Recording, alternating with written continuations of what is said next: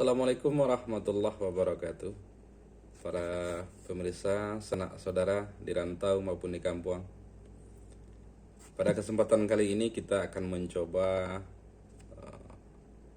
menelusuri bagaimana pendidikan klasik Minangkabau yang berbasis surau dan sasaran, di mana metode atau pola pendidikan ini sangat menarik, di mana terbukti telah berhasil melahirkan para tokoh-tokoh, berhasil melahirkan para leader, para pemimpin yang berintegritas.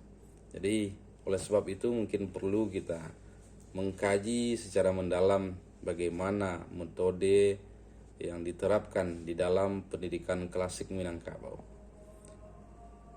Dari pola pendidikan klasik terlihat jelas langkah-langkah dan tahapan-tahapan yang dilakukan di surau maupun di sasaran, di mana anak-anak didik di surau mulai dikenalkan dasar-dasar pengetahuan, dasar-dasar pembelajaran, sejak dari pembelajaran agama, pembelajaran sosial, pembelajaran kehidupan, bahkan pembelajaran ekonomi, pembelajaran kesehatan, dan lain sebagainya. Dan seluruh ilmu pengetahuan yang diajarkan di surau seluruhnya berbasis dan punya sebuah konsep yang semuanya dikembalikan kepada kehidupan dan diri.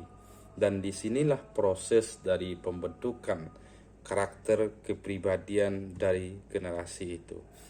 Jadi berbagai pengetahuan, berbagai pembelajaran diajarkan yang pada akhirnya membentuk pemahaman yang berbasis kearifan lokal sebagai landasan membentuk karakter dan kepribadian. Dan inilah menjadi landasan awal sebagai modal dalam menyikapi berbagai situasi dan keadaan.